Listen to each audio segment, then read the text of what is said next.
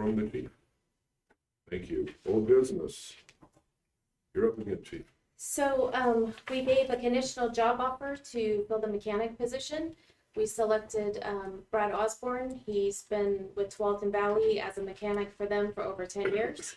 Comes with all the EVT certifications that we asked for, plus a large stack of all kinds of other certifications. Start date for Brad Osborne will be September 1, and we're excited to have him on board.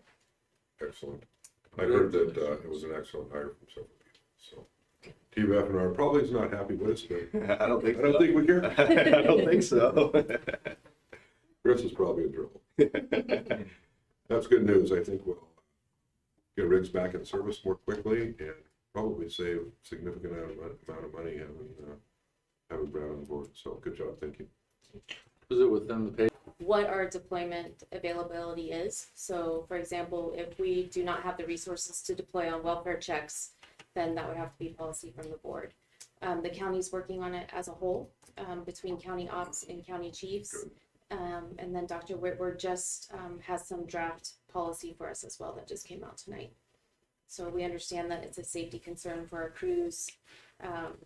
We had set up meetings with CCSO this week, but of course that got changed until they have a better opportunity to be with us. I think it's good that we're taking a countywide approach. I'm sure that at some point we'll have a policy the board can take a look at.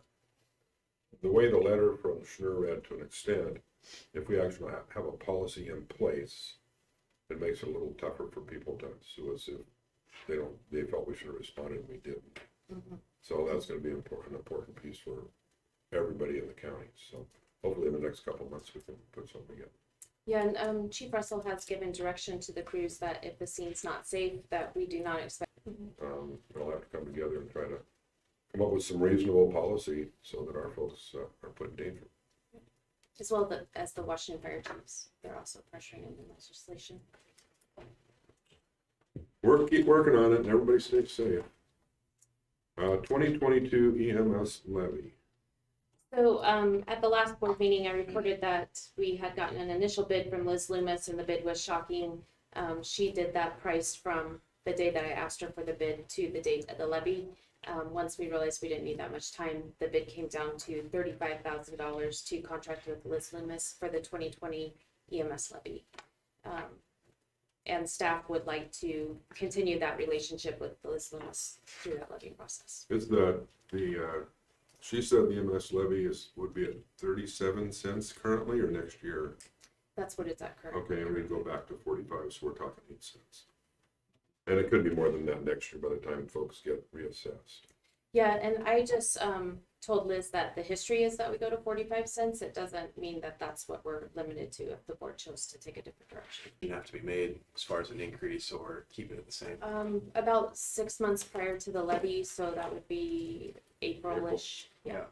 And then in reading this contract, it looks like she would begin in February. Is that the anticipated start time? Yes. Well, Casey, go ahead. Well, I just think that there's been a lot of opportunity to do things in-house. That we have the talent in-house to accomplish a lot of these things. I like to know what we can't accomplish for $30,000. We've got, a lot of things that didn't happen this year with the parade and the open house and the fair and all the the COVID things that did happen. We're on top of our game with social media as far as the Facebook and the Twitter and the Snapchat and all that kind of stuff. We can't advocate for a yes vote. We can advocate for these are the reasons why we made the decision to put it out there. We only need a simple majority, 50 plus 1. We're getting 8 cents. We're not going for the full 45 cents. What apparently we hadn't. COVID, yes, we didn't have open house parade, those other events, but COVID was a time-consuming event that none of us had worked through before. So where we didn't have those events, we definitely replaced it with time expended by staff. The thing that Liz does give us and contracting with them is making sure that all the political ballots are written correctly, that stuff's turned in on time. And that's not in our expertise. Our expertise isn't, I mean, we can make flyers, public contact, that kind of stuff. And we still do that through this process, but she really helps us with the election process and making sure we get all that in order, because just wrong words or wrong timing can take your levy off the ballot. So on top of the 35, we would pay for any printing and mailing. Correct. Well, I think she charged us 30 last time. And I sat as part of the group that met with her on a monthly basis, and I know how much she did, and I know it's a time concern for staff to be able to, I just wonder if we should go back to her and say, you know, if we don't do the, have you be involved in the public outreach and social media, would you do it for the same that you did last time? I mean, that's kind of where I am. Okay. We've never lost one that we've used her for. And I know staff has limited time, and being involved last year, I know how much went into it, and there was a lot that went into it that not everybody got to see.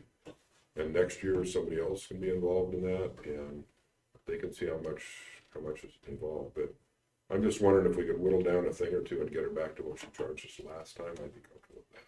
Okay.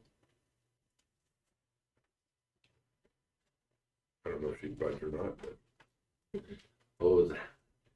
It was cut in half since our last number. yes. So from 60 to 30, he extended the timeline. I thought it was ridiculous. If there's not a con, there's not a con. But he extended the time so he could find a con. I just thought it was a con. And it, you know, it's probably next year it'll be worth 10 cents a thousand.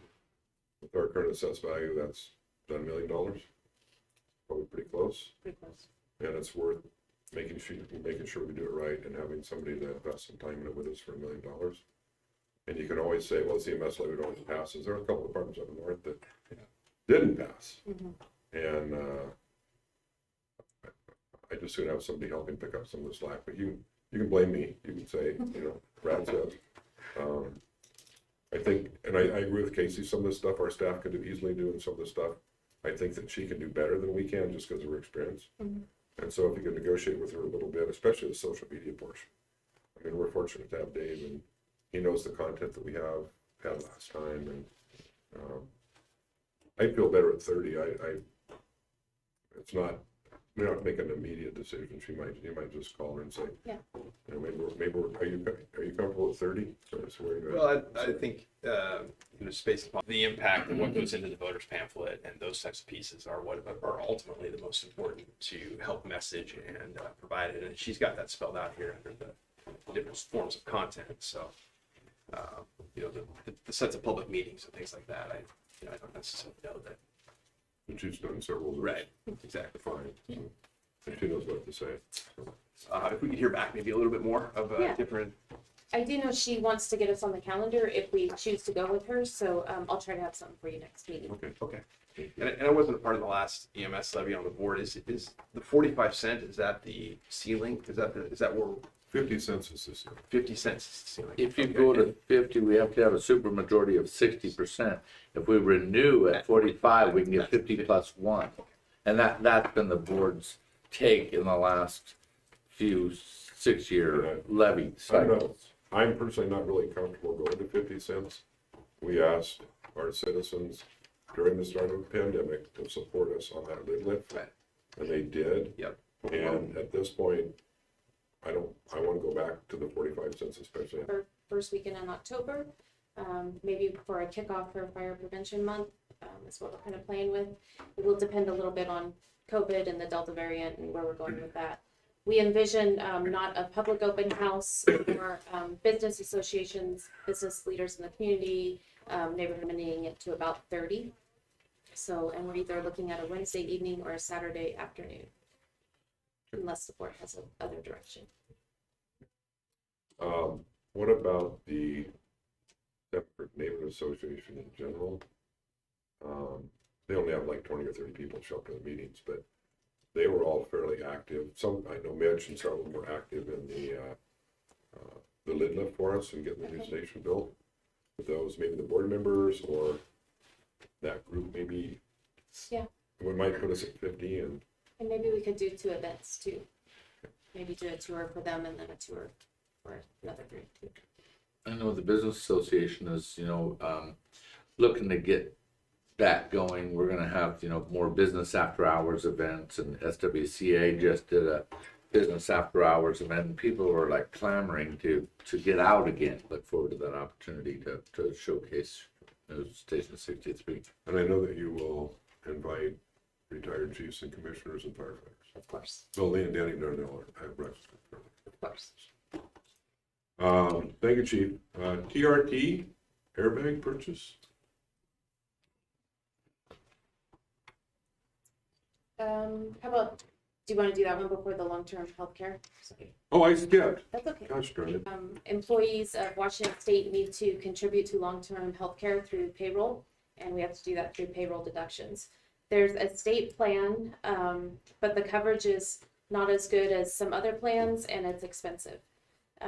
We went through Gordon McElvaney, who does all of our insurance. He found a plan through Allstate that is less cost, includes spouses, and isn't in state long-term care homes. So we'd like to go with the Allstate plan. That's where our risk management group is heading. And the thing with the Allstate plan is we have to sign a commitment to get those numbers by August 9th. And who's gonna pay for that? It's payroll deduction through the employees. So it'll come Are out. the of locals okay paycheck. with paying less and getting better coverage? Yeah, it's not really a thing that we have to negotiate because the state said we have to state plan or, Everybody Our plan. does one or the other. and of course we'll bring it to the local, but we don't have a choice other than to deduct it, so. And just to point out, the fire commissioners also have to pay that, but we can't collect it. Correct. More taxation without representation. But volunteers are exempt from. Was I to understand that it stays within the state? If you move out of the state, You don't get that it doesn't follow you? That's correct. So the Washington State plan is 0.58% of salary, and it's only for Washington long-term healthcare.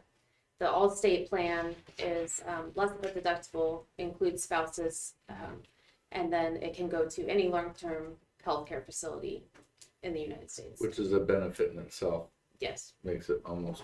Is there the state one, I think there's a maximum that you can draw of 36,000. That sounds right. So for $36,000, knowing what I paid for my mom when she was in system years ago, what do you pay for a year? No. And I don't understand. Is the plan that we're looking at, what's the maximum on that, do you know? Is there a, There's two options. So if you go with the lesser option, it's $2,000 a month. If employees choose to pay a higher option, it's $3,000 a month. Average long-term care home in Washington State, where one of the most expensive, is just a little over 10 grand per month. So it's only a portion of your long-term health care. The facts Okay. needed. well, if you can save everybody some money and get a better, it makes sense to me. I always say you're in good hands with Allstate. It's true. That's who I'm with.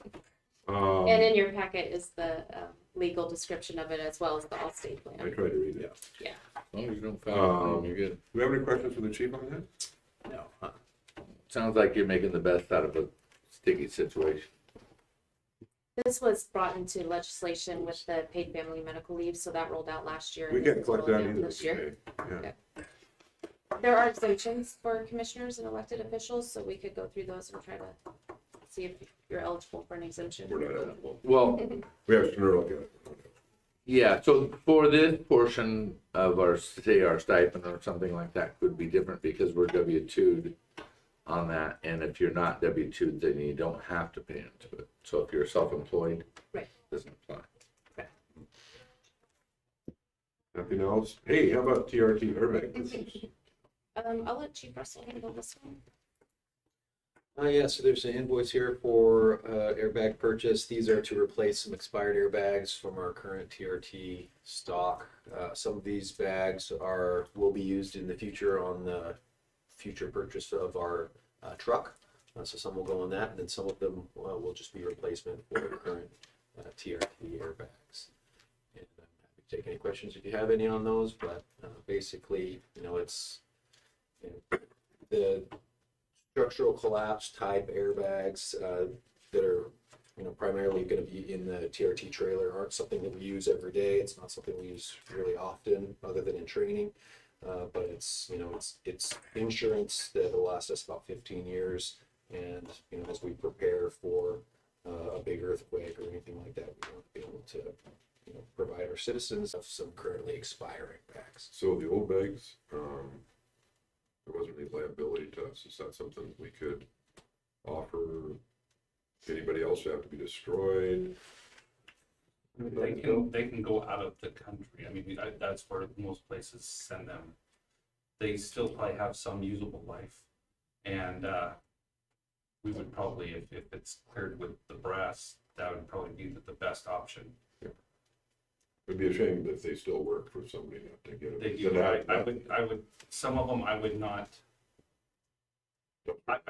trust. I would not want to send those even out of the country. But we do have some that trust very much so. Excellent. So this exceeds the chief's threshold for purchase. That's why it's coming before the board. We're billed for these when they're delivered. This was not put into the budget for 2021, but they will be delivered early 2022, so it will be budgeted for then. Question. You mentioned it to go in the regional trailer. Are we getting any participation on the cost of these from the regional resources that we have that bought the trailer and bought the truck and that type of thing? Yeah, so that grant basically now funds some training, but it no longer supports any materials. So that's on us. So that was kind of the question is, do we want to continue, expensive equipment purchase? But, my personal feeling and what I conveyed to the chief is that, we're, take these buildings, for example, right? We're spending $9 million to earthquake retrofit these buildings. And basically, this is that same type of insurance for our citizens. It allows us to do certain work that we just can't do without. While it's a rare event, it is important. That we Say, how many times have they been deployed during the life that we had them? the last ones? Yeah. I believe only training. No, we deployed the last one 4 times. Training, they get used probably 4 times a year in training. Right. And then probably four calls in about a 15-year period that we truly needed the airbags. Sure. And then 5 some of of these, count getting the truck off the curb. Oh, no, it's like, and then some of them will be used quite more frequently on auto extrications and that sort of thing. So it's the ones that'll be on. Stabilizing or well, whatever. it sounds like it's the safety thing anyway. Do I need a motion, gentlemen? Yeah, you bet. I'll make a motion through Curtis Tools here for the amount of $26,509.11. Second. Moved and seconded. Any further discussion? All those in favor? Aye. Aye. Thank you. Thank you, Chief. Thank you, Chief. Thank you, Bill. Thank you, sirs. And ma'am. Mechanic conference, your fave. So, my position on the Washington State Fire Chiefs is the rep to the mechanics section. Their conference is September 13th through 17th, so I will be gone that week attending that conference. Hopefully, we're able to take Mr. Osborne with us as our new mechanic, and Chief Russell will be chief in charge during that week. And where's it at? Beautiful Wenatchee. Wenatchee. Downtown The Wenatchee. Palm Springs of Washington? Wenatchee. That's what it says when you come into town, right? Palm Wenatchee. Springs of Washington. So on that, I don't know where it's a good time to say it, but we haven't did it under correspondence, and I had it underneath roundtable go to the order, but NAFO is on September 20th and 21st, and I may attend. I called down there to check availability. They still have availability. They do sell out at the Orleans adjacent to the Clark County Fire facility in Las Vegas, Nevada, which is, it's been good in the past. I may or may not attend. I don't know, but I just thought I'd mention it. And then if I do, I probably won't make it back for the meeting on the 21st. It's September 20th and the 21st. But checking air flights, it wasn't good. It's like, I don't want to be one of those people like today, but usually Vegas is way better than Florida. Anyway, I'll let you know. Okay, the bond. So, following direction from the board, I was working with Jim Nelson from D.A. Davidson to secure $8 million in bond funding for the Station 61 project.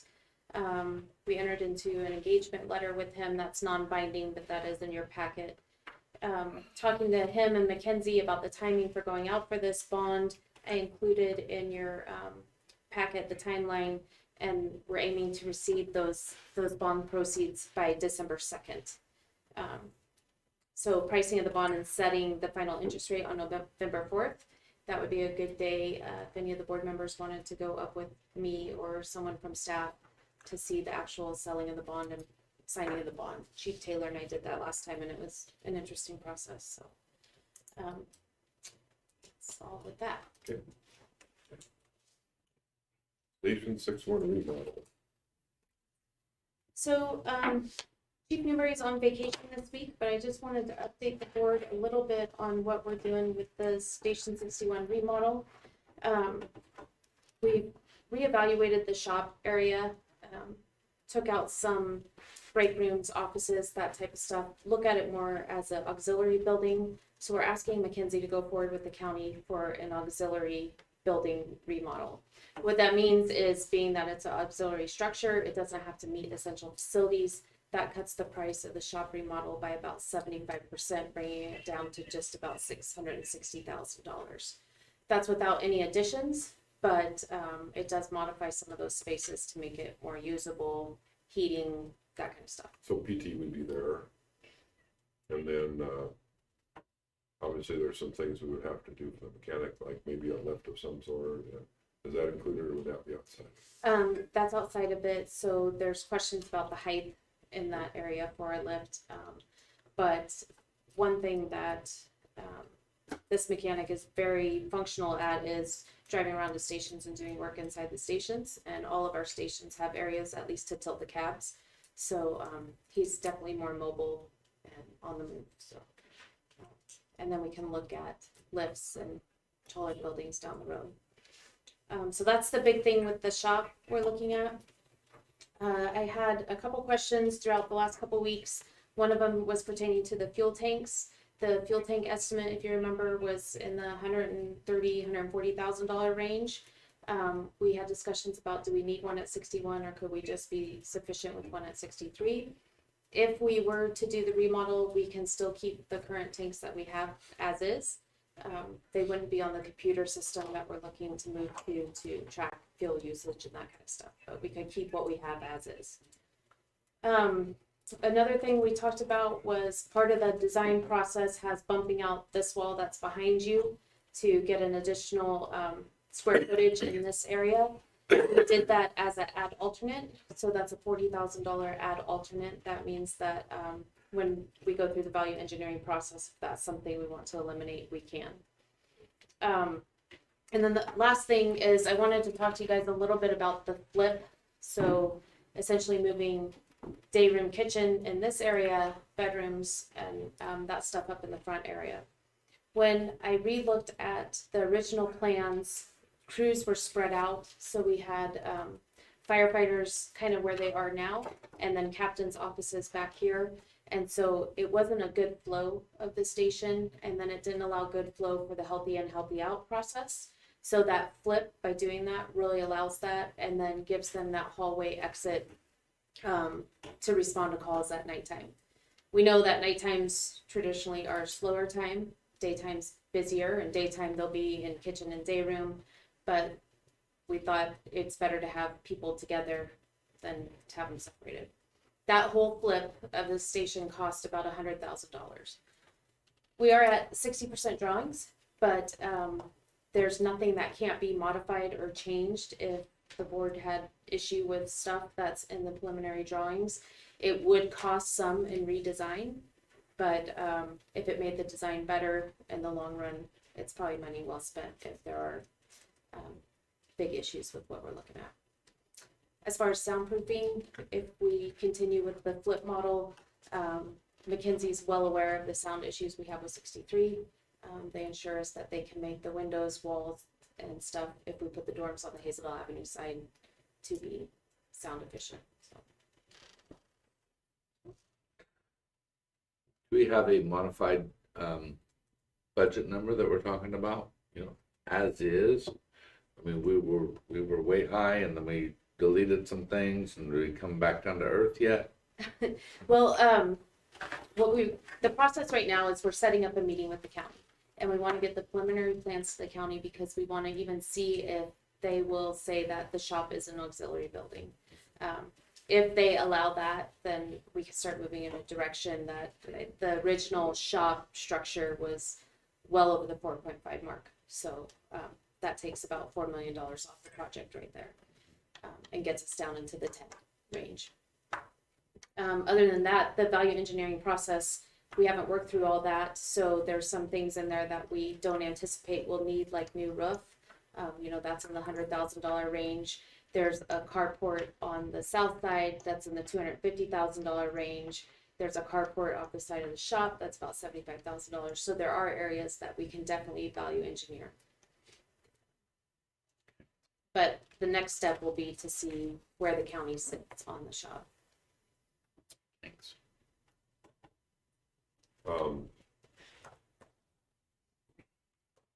Looking at the drawings, there's some plans for outside this wall. If we left the fuel tanks, does that create a problem? Are you talking, if we could keep those fuel tanks, are you talking about moving them to a different site? Or leaving them where they are, and it's the only place we have to get gas. Yeah. For the command vehicles, the squad and stuff. We know we get it fuel way cheaper on state bid. So if you don't have gas someplace, and we're going to the Chevron station, the Shell station, and paying retail instead of what we can get on state bid. We'd have diesel here in case the generator had to run for 10 days. I'm just a proponent of that, leaving the fuel here. And I know it's gonna goof up the drawings out here, and I'm not sure what's gonna happen. I know we're 60% through. And maybe I'm the Lone Ranger, I don't know, but if we have fuel tanks that meet code, Currently. it's, well, unless we remodel again. we're That's okay. the key. You touch anything, you have to bring it up to code. 130 to Be careful 140, what you got. is that a diesel tank at Station 3? 130 to 140, Yes. one fuel tank at Station 3. And they're currently using giblets. Has there been a problem with that? Talking to the crews up until a couple months ago, there hasn't been, but I haven't checked in recently. And there, you can get it We have 24 hours a some day there 63 with your off. people here. I mean, I would like to have it at every station, not just me. But I would prefer to have it here at Station 1, gas and diesel both on state bid. Yeah, it's already here.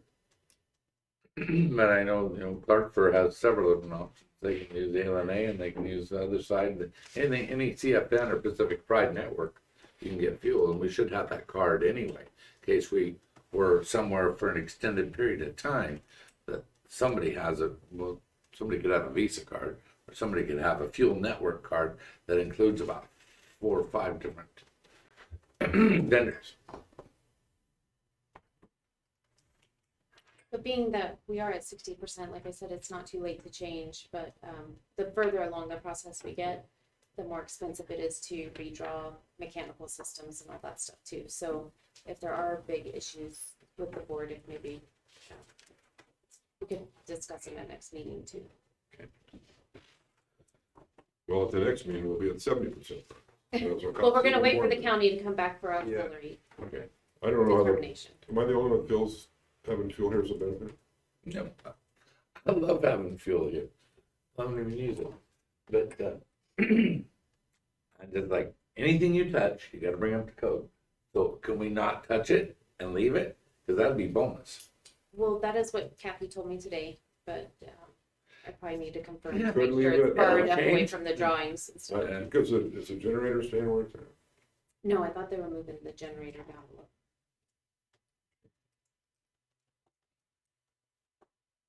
where. I didn't look at the drawing close enough. They were gonna move that, this little building, so they got a patio out here? That's what the plan was, yeah.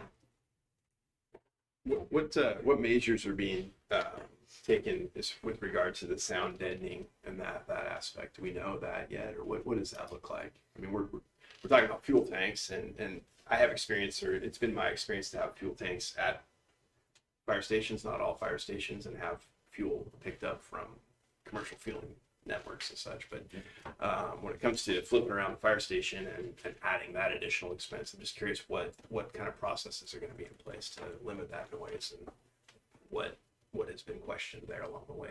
Yeah, so Chief Newberry could give it to you more in detail, but essentially what they're looking at is different construction processes.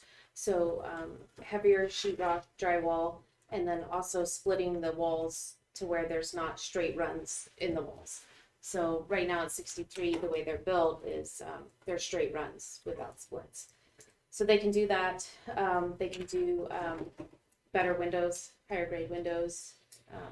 And so they really do, when we went through 63, they had felt that they designed that to be soundproof, and we could really show them that it's not. And so now they know that they have to modify what they did there. Okay. And we are looking at how to insulate 63 better, but doing it after the fact is always hard. Right. I don't think you're ever gonna keep the sound of a car that just lost its catalytic converter ripping down Highway 99 or Hazel Avenue, no matter what the construction is. I mean, there's just noise all over the place. It's just nasty, and they have to wake up because of it. I'd have to look at the plans again. I don't have them in front of me. Was there something anticipated along this wall that would cause the fuel tanks to need to be moved? There's a patio and then a bump out on this side. So, but Well, the bump out here wouldn't make any Yeah. difference. It's just, you're gonna have to move the generator and the generator house, and you're gonna have to move all that somewhere. Moving the generator is gonna be fairly expensive too. And I don't know, I don't mean to be Mr. really conservative in the way I am, but it seems like we're moving a lot of stuff from right here that's gonna cost a lot of money is in perfectly good condition. And if we're gonna move that just for a patio versus we have a patio, I mean, I don't know, I'm struggling with it, and I'm not trying to be the design expert Right. by any means. I'm just No, we looking agree. at costs. Me neither. What we have right now that works, the cost of moving a generator could be $10,000, $20,000, $30,000, I don't know. we do have to replace that generator no matter what, and it is in the $100,000 price range. But Is it getting moved down to by the shop? Yeah. that's where I think it's drawn at, is down by the shop. Yeah, that's what But I have to look at it again. But it'll be similar to 63's generator, and then it has its own fuel system on the generator. It'll last 5 to 7 days. Yeah, I want to say 5 days, but Almost day storm. What's 17 that? days. 70 70 days. days. without power. So I guess my like Chris's question is a good one. If we left the fuel tanks there, what happens to the current drawings? Is there not room for a patio? They got a barbecue someplace. We could leave this patio and let them barbecue here, and then bring the stuff back around. It's getting so complicated. It's like, where's the cost benefit here to flip flop this thing? And then this cost isn't going down. It's like there's cause and effect to everything you do. We did. The chief has been attending all the meetings like we asked her to. Yeah. So she's keeping her eye on stuff for us, and I do appreciate that. It's just that one that's out here is well, Chief Newberry will be back Monday. I think as staff, we all four should probably look at it and see the pros and cons and the flow and the function, because that's really what we're trying to achieve is better function and operation. And I would say the kitchen, the day room that we currently have is a straight shot to the apparatus, and they're probably there more than they're asleep, like you said. So I think there was a foot or two difference in the hallway to be able to get out. I know the captains are here, but they get up way quicker than the guys, I'm sure. But I just if you would take a look at it for the board, I think we would appreciate it. We will. Get within our comfort zone. And if we can not have the shop be an essential service, that would be a huge cost savings to us. I mean, Yes. huge. So hopefully the county will. I'm not comfortable with it, and, any of it. So hopefully you can smooth this whole thing up and put a bowl around it and say, this is the solution. Yeah. Because right now it's just all over the place and it's just not feeling good. Okay. The price, the changes, all those things, the use, the dorm being next to the Hazel Avenue, all that. It's like, really? Seems like we're Although paying too much for They that. do sleep in the recliners pretty well. Yeah, me too. Especially on Sunday when We're you're talking about morning. Yeah, Gosh, I was gonna No, ask we you a will- question. We will look at it all in staff form one day. thank you. Thank you. The company that we hired to look at the structural issues, based on what they find, it could cost a little more, a little less, so we don't even know what the costs are gonna be, so That's a good point. take a look at that for ourselves. I would think that this side is pretty good, because it's wood. I think the truck base is probably the issue. Mhm. And I know it's poured, I don't know how much rebar's in it. There might be pictures. Any other new business? Did we have any comments, Chief, questions or comments from the public? No, okay. We do not need executive session. Roundtable good of order. I would just like to lead off and say, as I always am, but today I was extra proud of the Fire District 6 personnel. Whether they were ushering or Schmicky helping PIO stuff, the folks we had on the overpasses, it was just a good day for Fire District 6. Unfortunately, we had to be used for this, but CCSO specifically asked us, which I think is a huge compliment to us and our people. The ushers look sharp. They did a great job. The guys on the overpasses look sharp. It was a good day to be part of Fire District 6. I just want to thank everybody. And I know it started with you. They contacted you, and you worked through it. And you called me about a little overtime, which I said was good overtime. And it was a good day for District 6. I was proud of the guys and gals. Yeah, I would agree. Said it any better. It was very nice to see. Yeah, you stole my thunder. I was going to say the same thing, but we've had people working mandatory overtime quite a bit. There's been lots of overtime. The crews are getting work this summer for sure. And so when the ask was for 10 ushers, I was nervous that we wouldn't even be able to fill those spots. And we had 10 people step up, no problem. And you're right, they look sharp. They look sharp. Look really They did a good. great job. The guys standing on Yeah. top of the engine look sharp, and they're going to be in the Columbia tomorrow. Yeah. And then I can't say enough about PIO Schmicky. The PIO for CCSO is new to the position. And Schmicky just went in, helped, was very respectful of what they wanted, didn't try to take over, but really led the charge, did all the press releases, and really helped And them he out. corralled the media, which they were really worried about. I already, through the grapevine, he did a good job with them too. Yes. So I would, And never once complained I would about like, that. I would like, for as far as Schmicky goes, I think it would be really nice if the board would, if you could draft some sort of a letter from the board, thanking him for all he did. I think CCOSO is probably gonna do something for him too. But it's just nice that our personnel are the quality that when they needed spots filled, they reached out to us. Yeah. And to me, that's a big deal.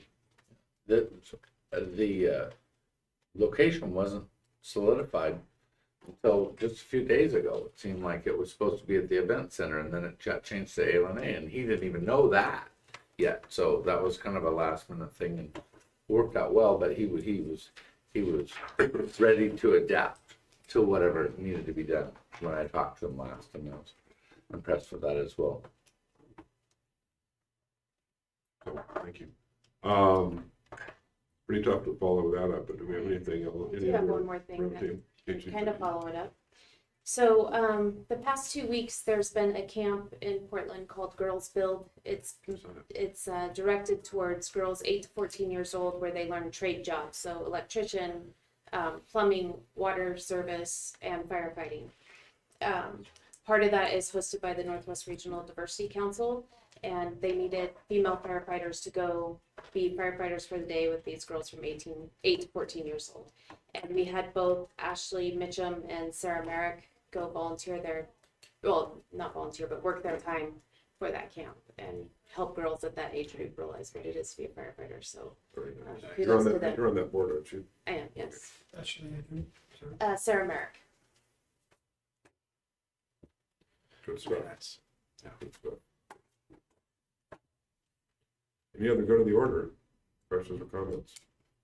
Hearing none. We're authorized payment of current bills, pre-authorization transmittals, authorized monthly commissioner compensation, and the meeting is adjourned. So move. Thank you for your attendance, gentlemen. It's nice to have senior besides. You got ahead of it, thank you. Mr. Chairman, so move. You take a motion to. Oh, movement second, all in favor? Aye. Gavel down there. Gavel down. All right.